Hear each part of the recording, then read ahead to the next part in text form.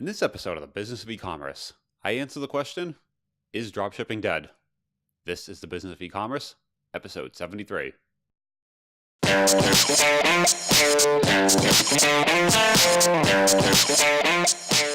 Welcome to the Business of E-commerce, the show that helps e-commerce retailers start, launch, and grow their e-commerce business. I'm your host, Charles Pileski, and I'm here today to answer the question, is dropshipping dead? So this is the 73rd episode, and this is a question I've wanted to answer for a long time. It's asked probably every month somewhere on either Twitter or Reddit or wherever else, and you see this come up time and time again, and there's someone claiming that today, this month, this is the day, dropshipping is dead. So I'm here to bust a couple myths here on what is dropshipping, first off, and is it dead? Is that happening yet?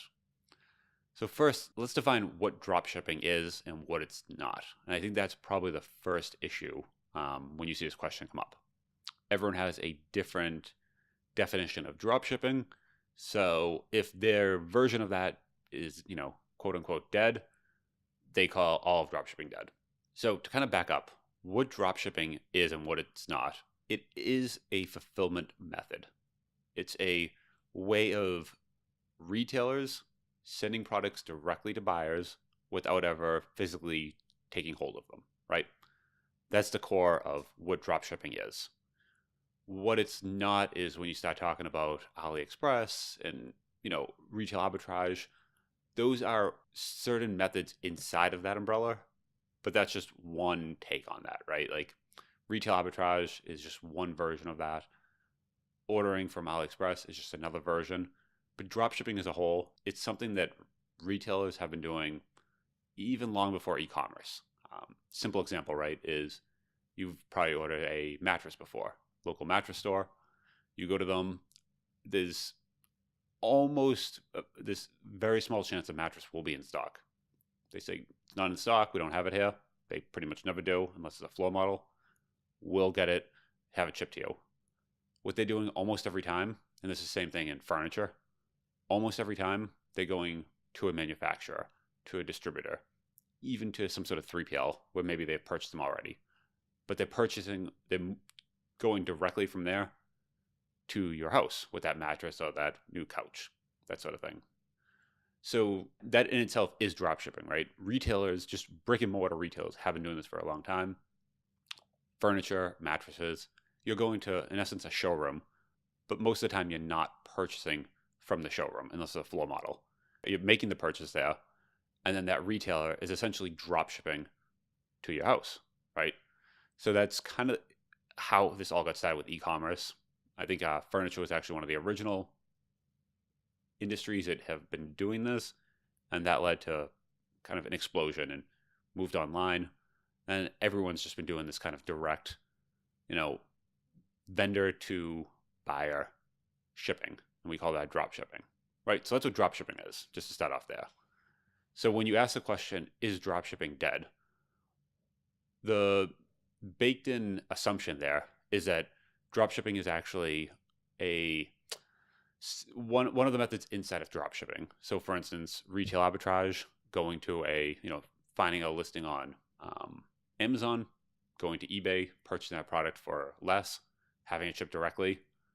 That is also called dropshipping, but that's just a version of that, right? It can be used, it's just a fill method.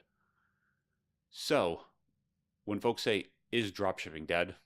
I can tell you 100% it is definitely not dead as a whole. Certain tactics might come and go. They, purchasing retail arbitrage, it comes and goes, right? There's times where it's working. It's kind of come over the hill a little bit. Some folks still can make it work, but, it's gotten more difficult just because the market's been more saturated. So that tactic has a life, and maybe it's going to come up, and now it's kind of on the downslope. It still works. It's not going to stop anytime soon, but it's just not as easy to kind of just do it, and because there are other folks doing it now. People have found out about it. Same thing with AliExpress. At one point, no one knew about that. That tactic worked really well. You could pretty much just put anything on Amazon. You're the only seller. It was great. Very easy. That tactic has kind of happened and, come and gone. These are all kind of just tactics inside this fulfillment method. The fulfillment method itself as dropshipping is here to stay, right? Brick and mortar is going to be doing it. It's going to be around forever. But those tactics are the things that you have to kind of look out for and realize, is each one of those tactics coming? Where is it in its lifespan? Is it something people are just getting started with? Or is it something that's kind of a little over the hill and now on the downslope? Same deal with going to distributors. A lot of them started dropshipping. Early days of e-commerce, as a retailer, you're able to go direct to a distributor. They would give you a catalog. You essentially take that catalog, dump it on your Shopify, BigCommerce. Just SEO would magically do its thing. People would come. They would just buy. It was literally that easy. That's also come and gone, right? Now you need to make a lot more investment into a theme store. Have something where you just can't take a distributor's catalog of 500,000 SKUs with no rhyme or reason to it and just dump it into Shopify. You need to actually show the products in a way that buyers want to purchase. You need to think about marketing, think about ad budgets, that sort of thing. Conversion rate optimization. All of that now plays an effect. So the tactic that was popular for a while of just dumping catalogs into a shopping cart, people come because of SEO, that's also kind of over the hill. So all these tactics have kind of come and gone. They still might work for some folks, but they've just gotten more difficult. But the baseline dropshipping is something that's always going to be used, right? It's just a very efficient way of moving products. Let's say anything big and heavy, for example, a TV, mattress, furniture that's manufactured in Chicago. Does it make sense to ship to Boston so that you can ship it back to a buyer in Chicago? It's just inefficient, right? You're always going to drop ship big, heavy objects. They always go directly from the manufacturer in Chicago to someone's home, wherever that is. Also, things like print on demand, make on demand, that's another use of where dropshipping has actually become even bigger, right? Because you can go and get t-shirts printed, one off. You can get, a microphone cover printed, one off, that sort of thing. Each one of those you can have one printed, sent directly to the buyer. That in essence is dropshipping as well. It's a new version of it. Make on demand is kind of one of those things right now that's on the incline. More folks are doing it, more folks are finding out, but it still has some headroom, right? It's growing at this point in 2019. So there's different tactics that all use this. So kind of the myth that dropshipping is dead, or even to back up, the myth that dropshipping can die is false, right? It can't. It is a fulfillment method. It's just very efficient. So I can definitely tell you 100% it's not something that is dead or even can die. Shipping direct from the person making the product to the person buying the product will always be an option. The tactics inside of that will come and go. Some of them are on the kind of the incline, other ones on the decline. So always just keep that in mind when you're looking at different fulfillment tactics.